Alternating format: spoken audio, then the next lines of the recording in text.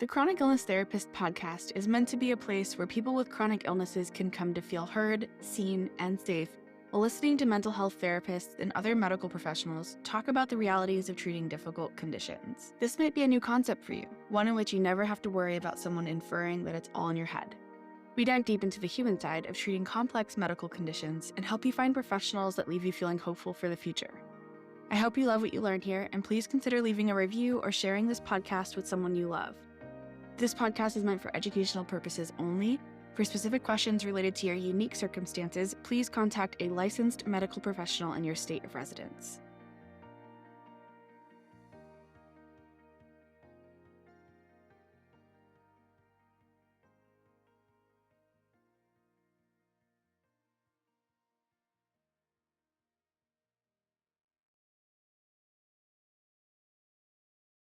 Dr. Whitehouse is a licensed psychologist who works with children, adults, and families managing anxiety and trauma related to severe food allergies. She's been practicing psychology since 2008, and her food allergy education started with her son when he was diagnosed in 2012.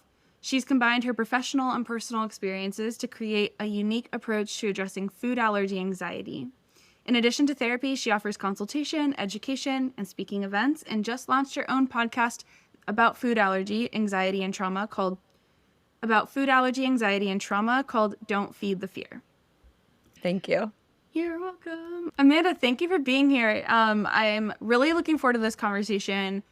I have some ideas, and it may veer off because, conversations evolve as they go on.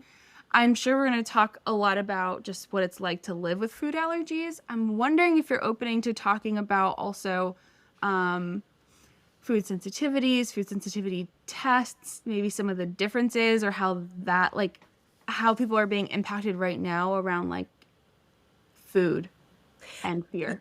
Kind of generalize it a little bit more. Yeah. Absolutely. I think that's the case we really fit into little neat boxes as far as this is my diagnosis and nothing else applies. So I would be willing to do that. As long as that I'm not an expert on the medical aspect of that, of course, but Totally, anxiety, mental health wise, absolutely. Yeah. So why don't we start there then? Tell us what it looks like for somebody to come into your office with food and anxiety. Let's say maybe in a hypothetical client, if you would, what are they struggling with? And then where do you start with them? Well, a lot of the times the people that come to me are the parents of kids who are newly diagnosed. A lot of times when it's adult with food allergies, they have adjusted. But I'm seeing families when it's something newer and the whole family is making this adjustment to something that's unexpected. And usually the parents are reaching out because it's affecting so many areas of their life that it seems like everything has to change all at once. It's not as simple as just changing what foods we're eating or how we're shopping or cooking. It impacts so many different areas that the whole family is affected and kind of often feels frozen in terms of knowing where to start making some progress towards a new normal. What are some of those other aspects that people might not realize are impacted? Usually the first thing is navigating school and how to keep a child safe at school and to make sure that they're not only that their dietary needs are met, but that they're not being exposed to something that could be dangerous for them, to help them to feel safe at school. A lot of kids will, if they've had a bad experience at school, be hesitant to go back. Parents are concerned with sending them for obvious reasons. So a lot of times getting kids back comfortably in school or working on a plan to reduce their school resistance by creating some safety around them is a starting point. And then, of course, a lot of people, just our social lives, all of our activities and our hobbies and our daily life activities involve food. So school often is the first priority, but then also very important is how do we spend time with people? What do we do with family events and holidays now? We just had the 4th of July, things like that. Oh, we always do this tradition on the holiday. And we're realizing now that might not work for us anymore. We might really have to create a new plan, and we can't just do things the way we've always done before. That makes sense. Your podcast is called Don't Feed the Fear. I'm curious if you can tell me about, what are some of the fears that people come in with, and then navigating them, what does it look like to not feed it? Well, a lot of the kids' fears that they're expressing don't necessarily match what we know or what we find out eventually is going on. So the kids are not necessarily saying, I'm afraid that I'm going to have an allergic reaction.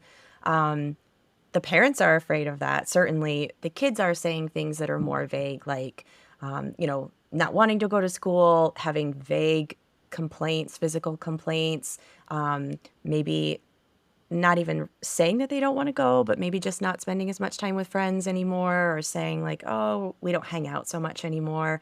Things that are maybe to the child not even in their awareness that they're related to some fear around avoiding the foods. That makes sense. Do you think a lot of their fear is more from having allergic reaction or more from even just having to talk about it to let other people know? Because it's hard to, as a kid, to be like, I can't have peanut butter or I can't have, yeah. Yeah, that's a good question. I think that one varies a lot between different ages of kids. So when kids are older, I'm going to pause because I feel like I just lost your sound. Can you still hear me? Yes, we're good. That was weird. I muted myself because I have children downstairs. Okay. You have 5 kids there? I thought did you say? No, I have Oh, two. okay. I was gonna say, but did you add some? No. Someone else just, okay. Okay. All right, I'm gonna try to remember the question. Um, What we were talking about. how the kids are. Yeah, if it's about more like the exact actual allergy or about talking about it and needing to be Yeah, careful and what that kind of does for, yeah. yeah. So I think that varies a lot depending on the age of the child. Certainly when they're young, if they're really young children, obviously they're not vocalizing for themselves yet. If they're still toddlers or maybe preschools, the parents are doing a lot of that advocacy for them, hopefully. And then the frustrations at that age tend to just be more any kind of restriction. If they are having a little snack at school and they are having to have something different, younger kids might not notice it. But as they get older, obviously they don't want a different treat. They don't want to not have that birthday cake that looks delicious at the party and eat a different treat instead.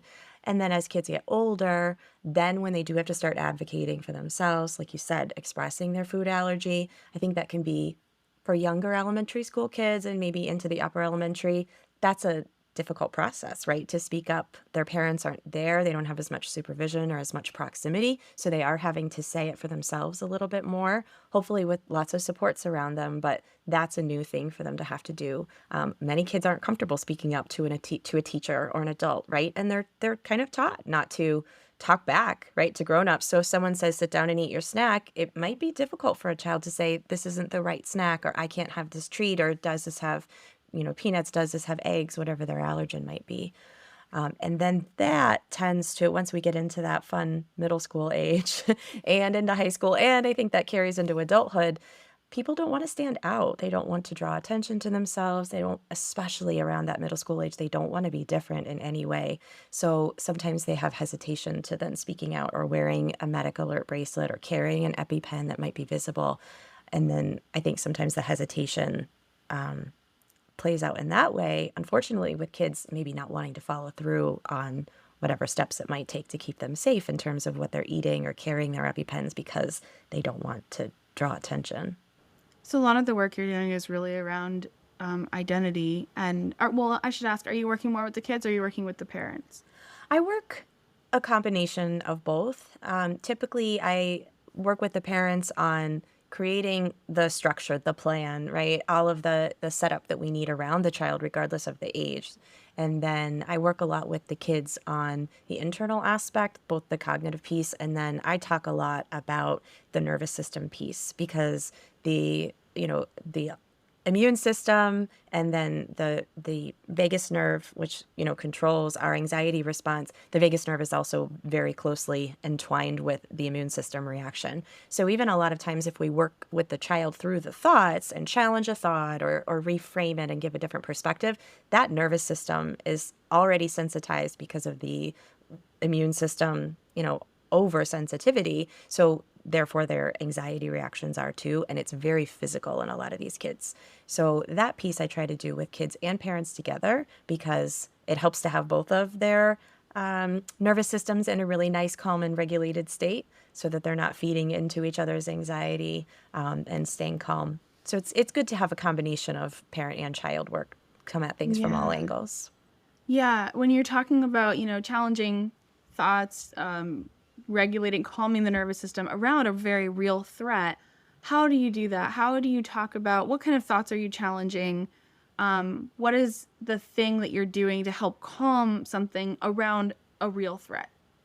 Right, which I think is what's different for us as therapists, right? Because so much of what when we work on anxiety, we're talking about things that are not a real threat, or maybe they're a highly exaggerated threat. Most people's anxieties are about very um, Worst case exaggerated scenarios fears. and things Exactly. that won't happen, but they could, and so therefore we feel Right. them.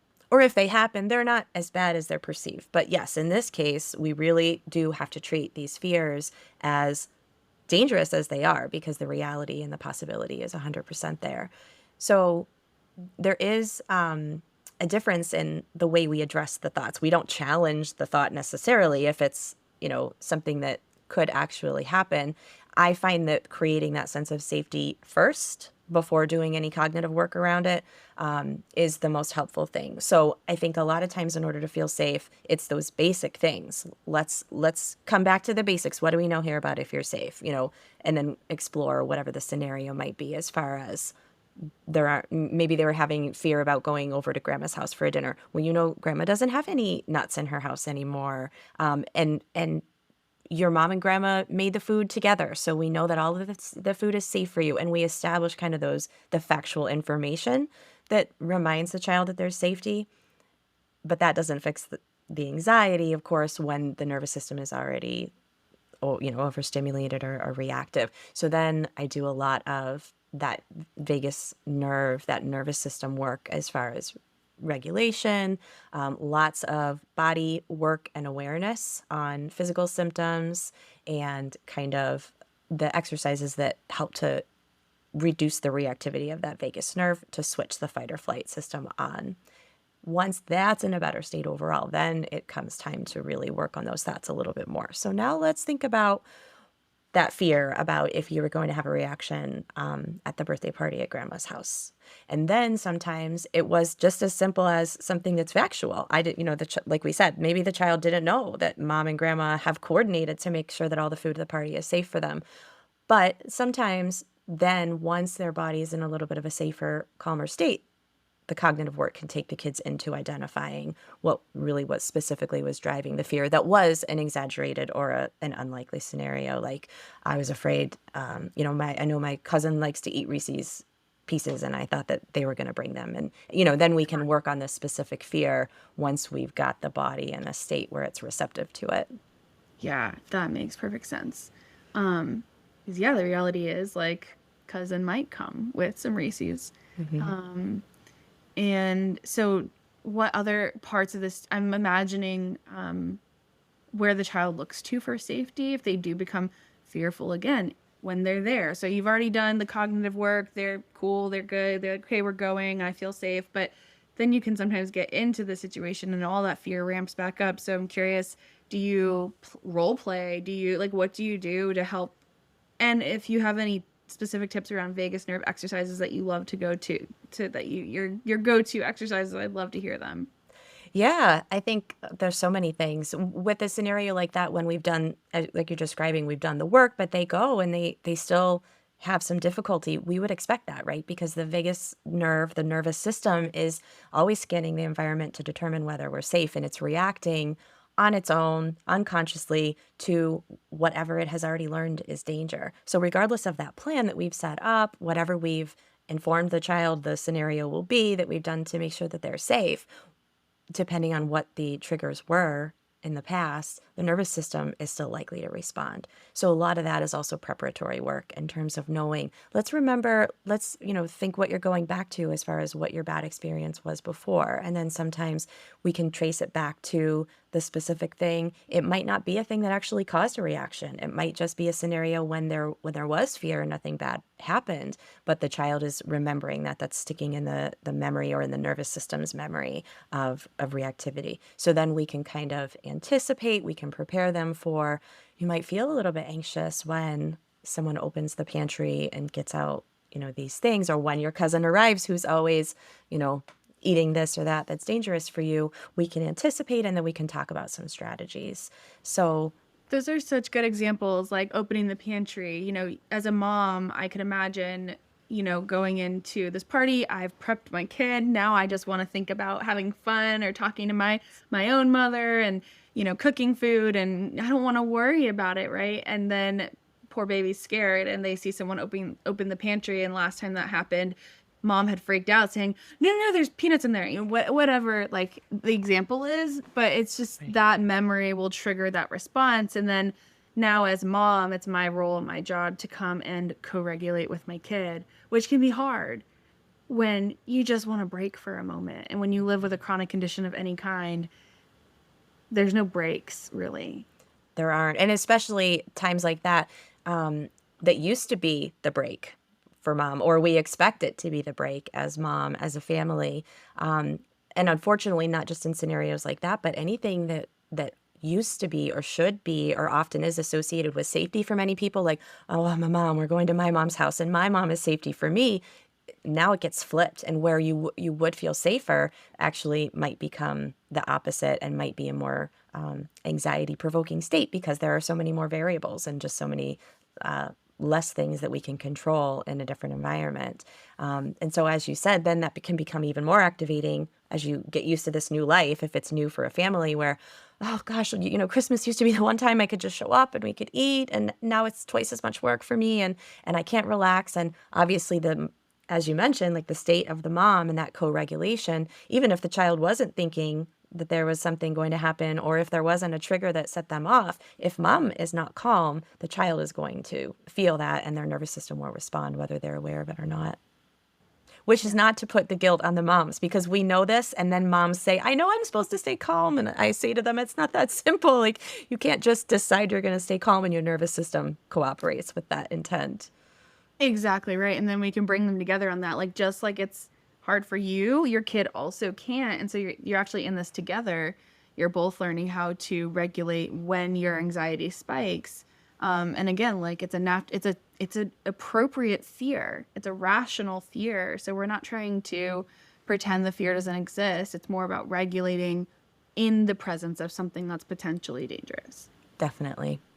Yeah, and I think then while we're trying to do that, you asked about how do we calm the vagus nerve? How do we regulate the nervous system? And everyone knows the concept, right, of like relaxation and deep breathing. And I talk a lot with my clients about how we know that as parents. But again, if we're not in a regulated state, and we, in our out of our anxious state, say to our kids, like, just take a deep breath, we turn this great tool that should regulate our bodies into another trigger, because we're not practicing at home, that we're not doing it regularly, and we only say it to them when everybody's already worked up, someone's stressed. We might try to be calm when we say it, but if we're not calm, that is still sensed by the child. So I think we know what to do, but I think there's more for everybody to learn in terms of how to do that in a way that's actually effective and not having the opposite impact that we want it to. So we talk a lot. You asked about, visualization too. So I try to compare the breathing with that, and picturing how the event's going to go, imagining with the child and the parents, imagining all of the steps that have been taken, what they're looking forward to, and using the breathing then, so that the body will then associate that breathing with that safe visualization, with that rehearsed, you know, scenario that they're going to play out on the day of the event. And then it can be more effective if something happens where we start to get worked up. I work a lot from an attachment lens. And so I often go into kind of what our attachment styles are, as well as like how we were raised, and not from like a what happened to you, but how you were treated, or how people reacted around you when something happened. So if mom is scared all the time, I'm likely going to be scared all the time. And again, it's not about mom shaming. This is, if you're a mom and you're listening to this, I have 2 kids under 3. Like, I'm with you, and I work on my own stuff all the time, every day. I work on my own stuff with my kids, that come up. And so it's more about just recognizing this is the work that comes with the job. That's how I view it. That's what helps me. So it's not about like a shame. It's more about, I didn't know when I think I did. I trained a lot to become a mom before I became one. But it still hits you out of the blue when you actually have kids. Like there's new things that pop up that you just did not, or you thought you were going to be able to handle it well because you worked on it so much before you had Mhm. kids, and then the anger rises or the anxiety rises or things still happen. And so really just normalizing this does happen. And I think because we often lack the village type community, that we don't have people to lean on. We don't have people pouring into us, and we still need that even when we're moms. So that's where I go with it. I'm curious your thoughts on that. And then if you have other kind of ways to conceptualize this that you teach your clients often. I love that. And I think that you make such a good point back to about not creating guilt for moms. The more we learn about attachment and again, then how closely tied that is to our nervous systems and how we react to everything in the environment, we can start to understand why, again, why am I reacting in this way to something that cognitively doesn't make sense. Like why does this cause fear in me? And sometimes it's not about our child or our bad experience with our child's issue that has happened. It goes so deep back into our past, and no matter how much we prepare, no matter how much we educate ourselves, we can't I mean, we can with very conscious work, but we can't just unravel that. We can't think it away by learning and educating in advance. So no matter how much we prepare, all of us who are in the mental health field think we're going to be such great parents, right? Because we have so much knowledge that we're taking into it. None of that takes away this piece of how our nervous systems just want to keep us safe all the time in ways that are well intended, but obviously are not helpful. Yeah. But Okay. the other thing, my mind was going in so many directions from what you asked. But then I think what you mentioned about community and having that support around us is another big piece of it. So in terms of then how does that attachment stuff play out in the relationships that we're trying to develop with the support that we need around mothering. And then all of that is also laden with this attachment stuff that we bring into all of our relationships that's so complicated. It is, yeah. What comes up for me too is like the preparation work. It gives you that cognitive knowledge, but like you said, it doesn't prevent the fear, the anxiety, sometimes the anger, the reactions that we didn't want to have, we still might have. But the preparation does still help because then you can look back on it and say, okay, I already have that foundation of knowledge, but now and this is where the somatic, the body piece, I think comes into it. The polyvagal stuff, the somatic experiencing is my lens. What's happening in your body that's now triggering that response? So rather than, well, I already know this, so I shouldn't do this. And it's like, but your body feels threatened in this, and this is how you respond when you feel threatened. So I also like to think about it like, you know the stuff, you prepare for a marathon, you buy the right shoes, you understand pacing and what it means to like start fast, start slow, or start even. Like you learn the rules, but then once you do it, nothing can prepare you. Also, like labor, that's probably a better example if we're talking about moms. All of the birth planning in the world, you do all of the Lamaze and all of the yoga and whatever it is you're doing, and nothing prepares you for that vortex that you go through when you're actually pushing a child, or even if you have a C-section, like being in the hospital, not knowing what's happening. Like there's so much that goes into labor that you again can mentally prepare for, and then once you go through it, everyone will tell you who's been through birth, like nothing could have prepared me for what that felt like. Yes. And how I think it's such a good metaphor too, in terms of how physiological it is. Like if you decide, many of us go into that with all of our birth plans and our good intentions, right? Like I'm going to have this, I'm going to choose this kind of birth. That physiological process is going to unfold regardless of your intentions or desires or your thoughts. And it's so physical that really the mental piece of it or the knowledge piece of it has so little. I'm not saying you can't be prepared, like you mentioned, but really it just runs its course in the way that the body is unfolding that experience. Yeah, in a lot of the polyvagal research, I don't know if this is like concrete or, I think sometimes you have to take these numbers with a grain of salt, but they say 20% of like how we can control what we feel is top down, so using your thoughts, and 80% is bottom up. So that's what is actually happening in your environment. What are you physiologically feeling? Like you pick up on things, everybody knows, I think, that feeling of like it feels like someone's behind you, but no one's there. You turn around and they're not there. Like your spidey senses were turned on from something. It may not have been a person back there, but like your skin will prickle or your hair will stand up or something will like that wasn't a conscious thought. A lot of times that happens first. And so I think, yeah, going in more into the polyvagal stuff, it's like we are learning how to relax so that when something does happen, we can implement these skills. But a basketball player doesn't just get on the court and like he's good to go forever. He keeps training. He trains or she trains or they train every single week, month, year. Yeah. Yeah, and I think that to go back to your other great metaphor about training for a marathon, I think this is how I frame it for a lot of my clients in terms of how you're discussing top down and bottom up. And you don't know how your body's going to respond on marathon day, but you're going to have a lot of training runs along the way. And, we think of things in that way. And I frame it to the parents that I work with in terms of like the marathon for us is getting our kids ready to go out into the world independently and safe way down the road, right? Right now, we're still here. It's all practice. It's all training. Gradually, the challenges increase, right? And with each one, consider it a training run. And then we can kind of reverse engineer it and we can trace it back. I didn't have a great run today. Well, what was it? Was temperature? Was it? We would analyze all of those details.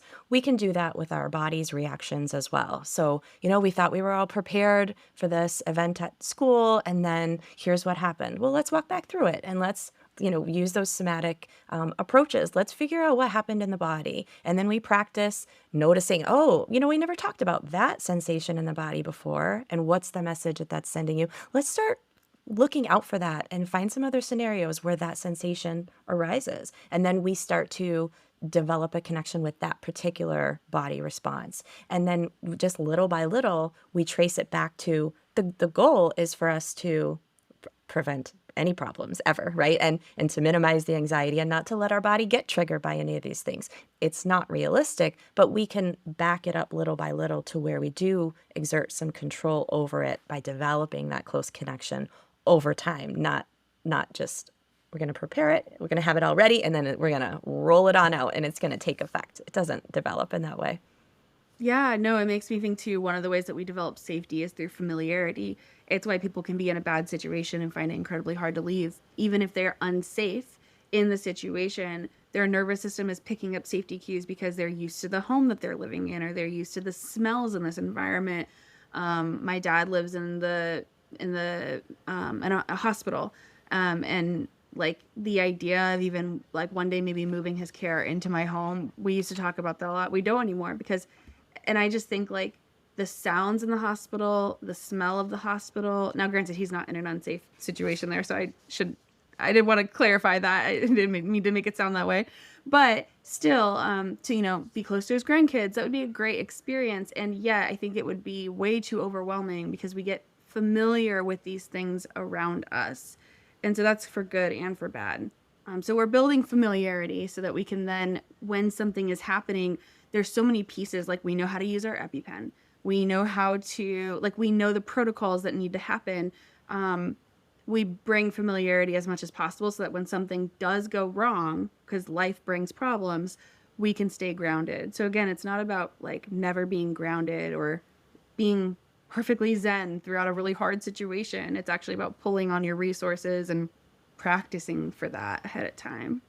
Definitely. So with so much practice and so much preparation, because obviously familiarity takes time and repetition to develop. It's a gradual process. And so I think, that is such a good way to describe it in terms of thinking of that process with your father in terms of what would that look like and how would we get there? Because you're building it over time with the recognition of there are some needs met in this environment, but we have to balance it with what might be positive or beneficial or what, in this new environment that might be missing, but might be adding something else. And I think that applies to what we're doing when we're managing food allergies or food sensitivities too, is like, sure, we could stay home all the time. We could eat every meal here. We could be totally safe from our food allergies for the most part. But then, what aspects do we want to work into our lives? And then how do we slowly build back that familiarity, create a new environment where we want to add in some of these other factors too. And so let's balance it out and meet the needs, somewhere in the middle. Yeah.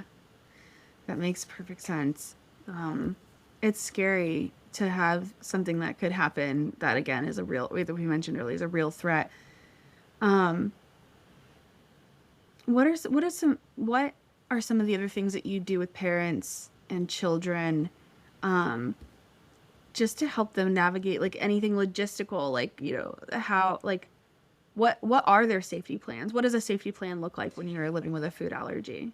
It can be really different for a lot of different people depending on, because as you know, some people might have one food allergy, some might have multiple, some might be very sensitive, some people might have no history of actual reaction, and obviously we still have to treat it safely and seriously, but their doctor might give different specific recommendations versus someone like some of the kids I know are so reactive that they can't go to a baseball game because the peanuts in the air will trigger a reaction or things on surfaces. So obviously, like many medical, action plans or treatment plans, it's so individualized to the person. But of course, the number one thing is always, always, always to have epinephrine, to have two epinephrine injectors, because sometimes people need more, sometimes they misfire. So that's one of the places that I start with all families is creating a plan specifically around the EpiPen and working or around the AviQ. I shouldn't say brand name. We use lots of different ones, but that's a obvious, or initially that's a big piece of the fear for people. So they don't want to talk about the EpiPens. They don't want to practice using them. They don't want to show their kid because they don't want to then have a conversation about what the child, why do I need this? And is there a needle in there? And there's all this fear a lot of times among the parents that they're going to create more fear in the child. But we feel safer when we have a plan and we have knowledge and we know what to do and we know that the epinephrine is the number one thing that will keep us safe no matter what variables we can't control on the outside. So that's one of the biggest pieces of work that I do around changing that perspective and facing that fear and challenging some of those. Again, we talked about what's irrational, and we all have some unhelpful thought patterns around things that we can work through, and that's one of them. Like that we don't want to talk about the EpiPens. We don't want to, and we want to change the language around the way we talk about them and things like that to shift the way we see it. That's really helpful. I think such a good example. Yeah. Yeah. Especially depending on the age of your kid, not knowing, and how do you instill importance without instilling like the fear of God in them, kind of, that's kind of how a lot of us were raised. Like, you better listen on the first time, or else this gets into like family dynamics and discipline, the way we raise our kids. And, it's not just, like you said, it spills over. It's not just about the food allergy. It's all of the things. So how do we teach a child something? We talked about repetition earlier. That's where I always come back to. You don't have to make them understand the first time you talk about it. Yeah.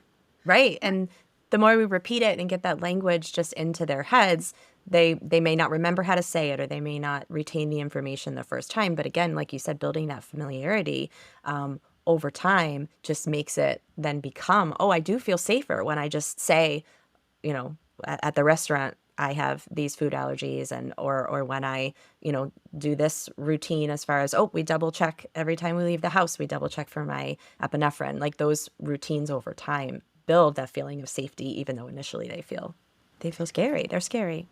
How have you noticed a shift in culture in our society now that there are so many food sensitivities that are not actually like the types of sensitivities that would never give you an allergic reaction? I have found that in a lot of restaurants, some staff will be like roll their eyes kind of at a food allergy. On the other hand, there's so many food allergies, maybe people take it more seriously now too. Like, what have you found with that? It's hard to say. You're right, though. It's gotten so complex. And I think it's both. I think it's all of those things. And I think really there's a lot of us having to know how we navigate things and knowing the cues that we get from whatever the scenario is from the staff at the restaurant. Do they have a policy? What does it say on the menu? What does their website say in terms of what kind of attitude am I walking into here? And, I think you can find a mix of both of those things. And I think we work a lot, the families that I work with, on gauging and then listening. Again, I'm in touch with my body. How do I feel when that waiter gives me the response about how they can handle my food allergies here at the restaurant. And, following through, not being afraid to say, follow up. Well, you know what? Actually, I feel more confident if I could talk to the chef or if I can talk to a manager or whatever it might be. And that's not to say that all of it's not just, oh, people with food allergies should be taken seriously, and not other people, because I think what we find in the food allergy community in terms of what you're saying about people rolling eyes, like everyone says they have a food allergy, but it's not an allergy. It's not dangerous. Most of these people just don't like that thing, or they're trying to be healthy, or it's trendy to be gluten-free, dairy-free, whatever it is. But really, all of those things should be taken seriously, because we all deserve to be in good health, whether it's an immediate urgent risk or whether it's more of a chronic symptom, more of a damaging over time kind of food intolerance or condition. I'm rewording it, or I'm revisiting that in terms of my response, because I want to make sure I emphasize, I think we all deserve to be taken seriously. So it's not just, no, my food allergy is a real food allergy. Really, ideally, all of these facilities and restaurants should be not rolling their eyes at anyone, whether it's a food allergy or an intolerance or a dietary choice. But I don't think we're there yet. I do think there's some progress, though. Good. That's good to hear. I feel like I don't go out to eat anymore because I have two babies. It is not enjoyable. Food allergies and intolerances aside, it's like spending so much money just to not enjoy your meal. Exactly. You'll get there. I had 3 little boys all at once too, and they're getting older now. It happens very quickly, and it does shift. But, on that note, we in our family have found, even though the kids are getting older and we can have an enjoyable experience at a restaurant, having food allergies and navigating this in the way that we have has kind of created a different dynamic in our family. And we prefer eating at home for the most part. We prefer healthier foods. My kids will look forward to something like, I will never forget the first time that my son had a pizza party at a friend's house, and he, was so excited. It was a New Year's Eve party, and I talked to her, she made sure everything she's ordering is safe. We check with the restaurant. They're going to have pizza and wings, and we live in Buffalo, so pizza and wings are like the thing that he knows that all the kids eat. And he took his first bite of the pizza, and he waved me over real quick, like real quiet, and trying not to draw attention to himself. He's like, "Mom, this pizza isn't very good." And I was like, yeah, you're used to homemade fresh pizza dough, honey, pizza from a restaurant that's been, made 2 hours ago. By the time it makes it here on delivery is just not as good as your dad's homemade pizza. So a lot of that actually for us has shifted into, we don't really care if we eat out that much anymore. Are you open to talking about, you can say no, absolutely, or division of labor and what it's like to figure out how to cook for your family, and it sounds like you guys enjoy it now. Was it always that way, or did you learn how to make it that way?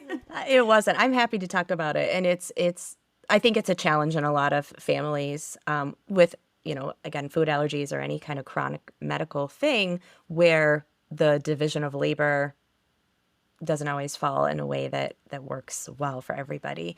And so in our house, if you want me to share personally about kind of how we've been navigating it, my spouse was the one who was working full time. I was doing more of the childcare and working part time. So that was always our intent, was that I would do more of the household duties because I wanted to be home with the kids.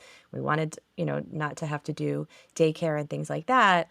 But then, yes, it naturally kind of fell into the pattern where now that we're managing all these food allergies and I'm the one doing it all the time, all the knowledge is, and not all of it, but most of the knowledge is in my head. I'm the one who checked the labels. I'm the one who learned how to call the companies to check for cross-contamination. I'm the one who's doing the recipes. I'm the one who, checks the EpiPen dates and puts the action plans in the pouches, and all of that stuff tended to fall on me because I was the primary child care person in our house. So in terms of, we were talking about cooking and the food piece of it, it got very specific in my house where I said, here's what I need. And I think we need to do that in our relationships, just really directly. Here's what I need. I need for you to have, and we started with one. I said, I need you to have one meal that you can make that on a work night for me, or if I have something to do with friends that you feel comfortable with, and becomes the plan. And then we made it a thing. We celebrated it. So I used to make the pizza dough in my house, but he decided that that's the thing he wanted to get really good at. And he wanted the kids to grow up thinking of dad's pizza. And now he makes the best pizza. And I said, I don't I care love if you make that. pizza once a week, I will eat it every Friday. I'll eat the leftovers every Saturday. But yeah, now they call it daddy's pizza, even though he doesn't always make it anymore. But even that one step was such a relief, in terms of moving in a more balanced direction. Having one meal. Yeah. So at any given time, there's always pizza ingredients in your house. Hmm. And you can go out literally, if you need to go out twice that week, then pizza's for dinner twice that week. That's Pizza okay. works. Yes. And we're well beyond that now. I don't mean to Right, like right, be right. critical of my spouse because he No, does a no, no. ton. Yeah. But Yeah, that's but where you started. And so yes. then now maybe you can talk about how you've evolved too, just so people can see like this journey does get easier. But yeah. Yes, that's a good way to put it in terms of evolving because it didn't start out that way. But what happened for us and what happens for a lot of families managing food allergies is that, as I said in the very beginning, when you get that first diagnosis, it's like everything shrinks back and your little bubble shrinks to this tiny little area of safety and what you know. And I mean, we came home from the hospital and before we even brought our son in the house, we took a garbage bag through the kitchen and went through the cupboards and wiped all the surfaces and threw away, I don't know what percent, but it sure felt like it was like 75% of the food in our kitchen. So it's not that my spouse was like always, oh, whatever, you do all the cooking. It was that we just reined in that what felt safe to such a small thing.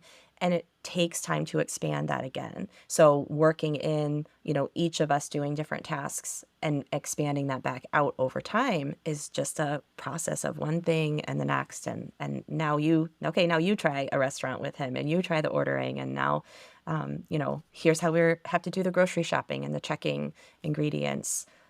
It just is a process that takes a long time to expand back out, but it does happen. And this is the thought that I lost earlier that I wanted to touch on. It's not a one directional process either. It's not linear. Then something will happen. There'll be a scare. There'll be maybe a confusing incident. Who knows what it is that then maybe we back up a little bit. And then maybe, we were talking about like as a mom, oh, I felt so safe. And how do I stay there? Well, then you're going to backtrack and then you maybe get a little bit better and maybe the next time you recover a little bit faster in terms of here are the things we do to get back on track. Here's where we stay in our safety zone for a little while before we step back out of it again. And as we talked about, you talk back through the problem and you evaluate and then you move forward with the new knowledge that you have. That's all any of us can do with anything that we're managing. So I just say that so that we don't have these expectations on ourselves as parents that we keep moving progress and it gets better and better. And if something,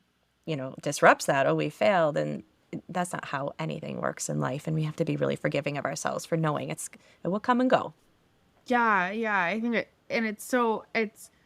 it's when you have any kind of childhood trauma on top of this, it can make things so much harder because of how we respond or learn to respond. Or if you do happen to have a spouse who's like, how could you have let that happen? And now the response is like punishing, or which I'm sure happens in some families. Like if you have unsupportive partners, as therapists, this is the work we do. It's like we can do a lot of this coaching stuff too. We're talking about plans and logistics and, things like that. But then there's the relational piece as well that your doctor can't help you with.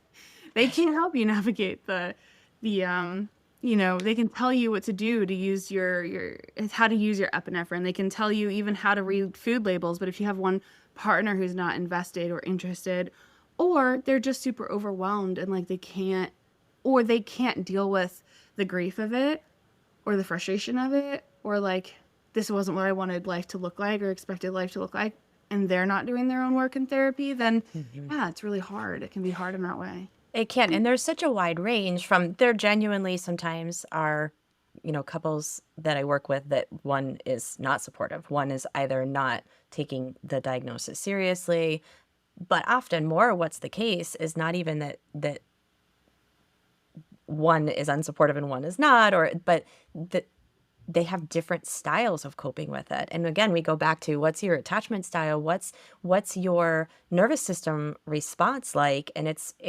often what I find, and this is not to stereotype because obviously gender doesn't dictate much, but in these couples that I'm working with, if it's a male-female couple, oftentimes the females have the response, they have the fight response to the anxiety of stepping in. I'm going to take control. I'm going to find out all the information. I'm reading the books. I'm listening to the podcast. And now here's the action plan. And I talk to all these people. And then here's the plan for the school. And a lot of times the dads are having a different response where they are having more of a flight or a freeze response where it is overwhelming and they feel maybe because of the differences in how the roles in the household are divided or relationships or their own past coping skills, probably a combination of all of those.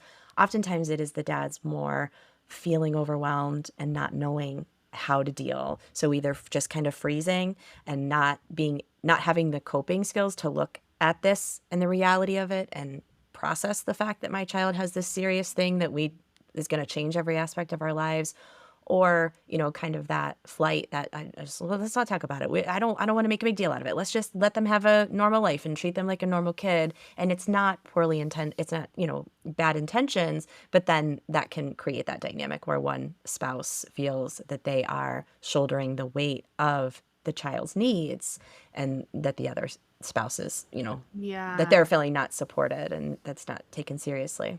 Yeah, and really, like if we are able to do really good couples work, you can find a way to have that fight response. Like you need a little bit of both, right? You need to gather information and have this plan. And if you're more avoidant, then you're going to have the more flight freeze response where it's like, they're going to be fine. Like you want them to just have a good time. Like, and again, yeah, it's coming from a loving place, but that person can also balance out the person who's more anxious and gathering all the information. But we have to remember we're on the same team and we're not fighting each other about how to handle this. We're actually, if we both bring our strengths in, it's a dance we have to do, and it's not easy to figure out, but we can figure it out.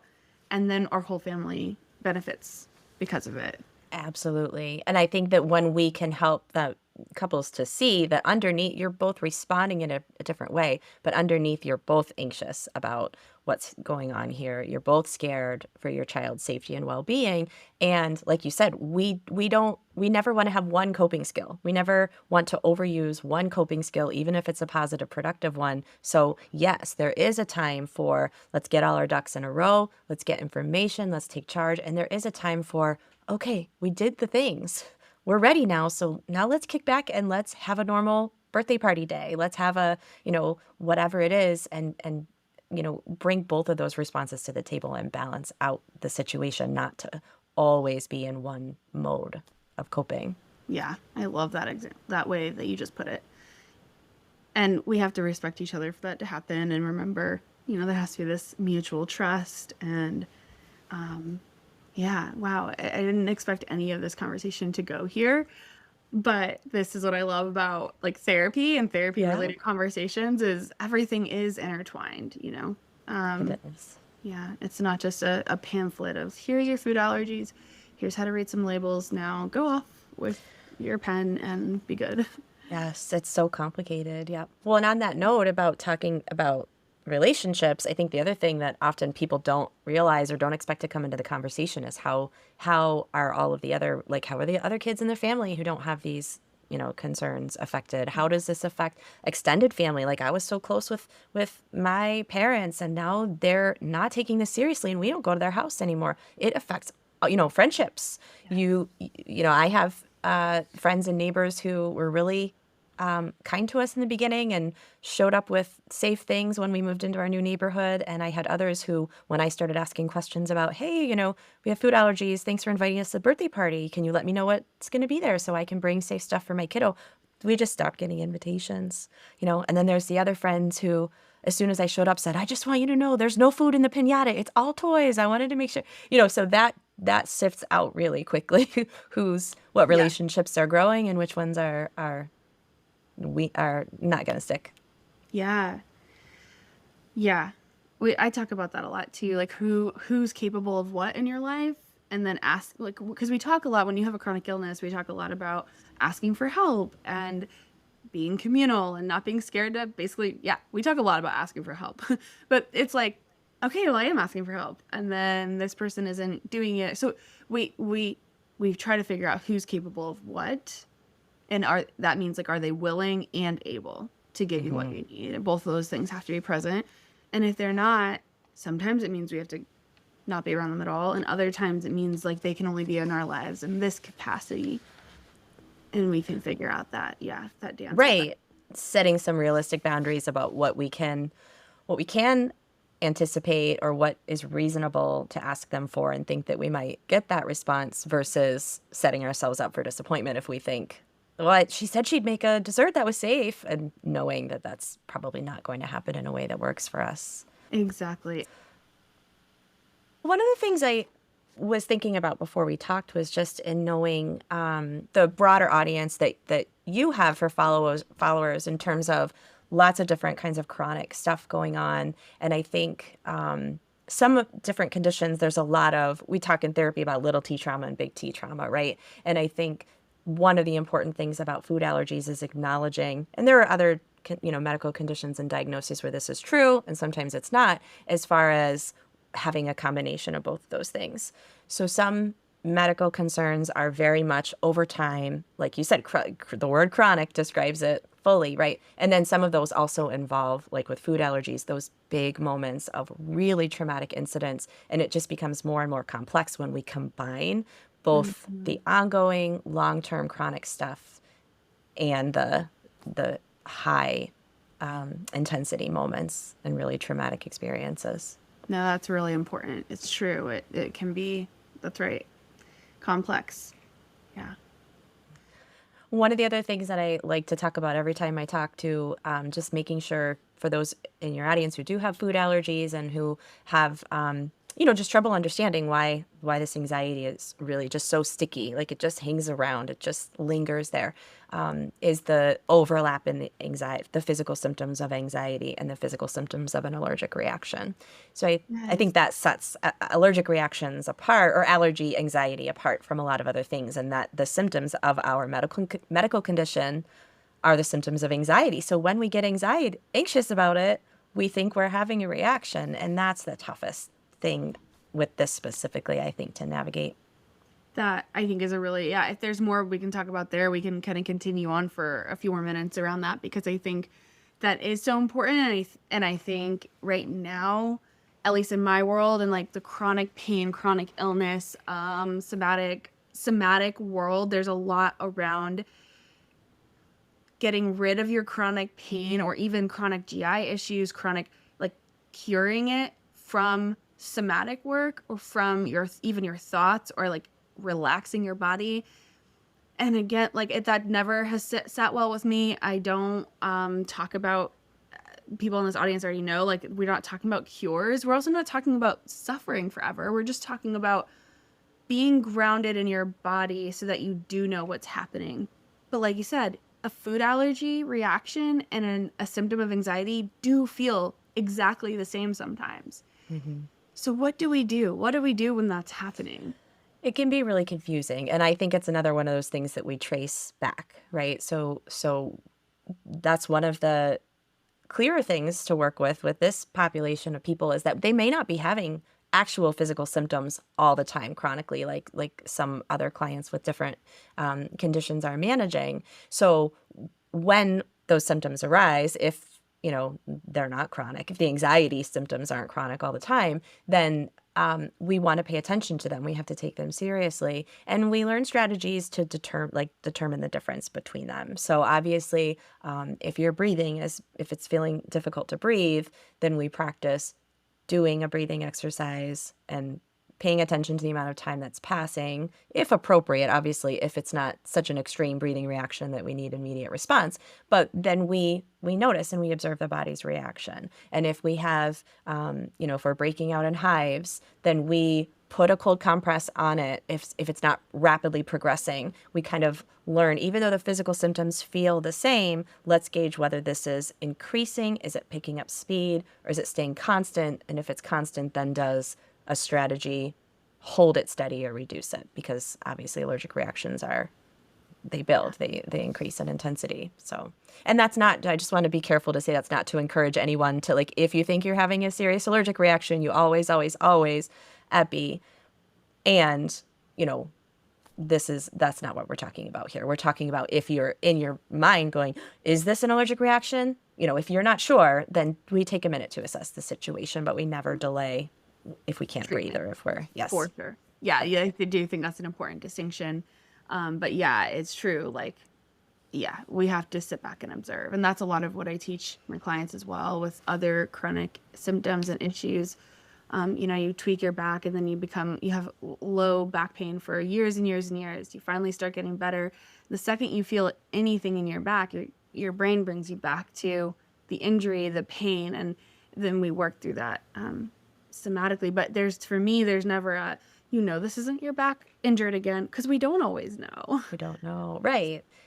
And it would be dangerous to potentially ignore it. If there's a new injury or if there's something that needs attention, we don't want to ignore, and we don't want to over focus on it to the extent that it exaggerates the symptom, right? Yeah, exactly.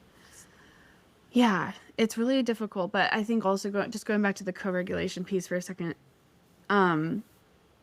that's why it's so important to have the planning in place before, so that you do feel like, wait, okay, I know how to figure this out. I might not know what's happening, but I know where to look for support.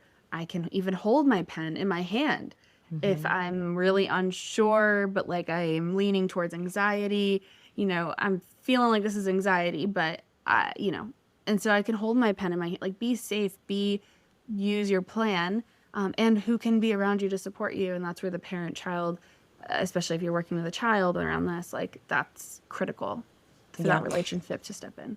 Yeah. And that to allow that co-regulation for parents to provide that safe co-regulation, all the things that you're mentioning are what it takes for a parent to stay calm in that situation. So if the parent is the one pulling out the action plan and saying, okay, well, remember we read here, we talked to the doctor, let's go down the list, and take it out of their hands for them to have to, access their prefrontal cortex when all of the blood flow to that area of the brain is restricted because they're in such a panic state too. We take away everything. We try to remove the barriers of what that parent would need to respond in a more regulated state by taking it out of their body and externalizing it to the tools and the reminders and the plans that are constant no matter how we're feeling internally. Yeah, exactly. That makes perfect sense. Amazing. I think this was very thorough. And I know people will get a lot out of it. So thank you so much for sharing. And I hope people gain a lot out of your podcast. Remind me if the first one is aired yet. The first episode is out. Yep. The second one should be coming out in about a week. So depending on how quickly you have a turnaround, it should be coming soon or just out. Okay, I was going to say, it actually will probably be a couple months because I'm a little bit behind. Okay. Yeah, I'll probably have a few out by then. Amazing. Cool. Well, thank you so much. Yeah, thank you so much for having me.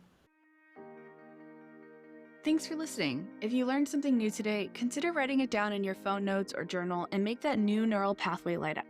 Better yet, I'd love to hear from you. Send me a DM on Instagram, email me, or leave a voice memo for us to play on the next show. The way you summarize your takeaways can be the perfect little soundbite that someone else might need. And lastly, leaving a review really helps others find this podcast, so please do if you found this episode helpful. And P.S., clicking subscribe ensures you'll be here for the next episode. See you then.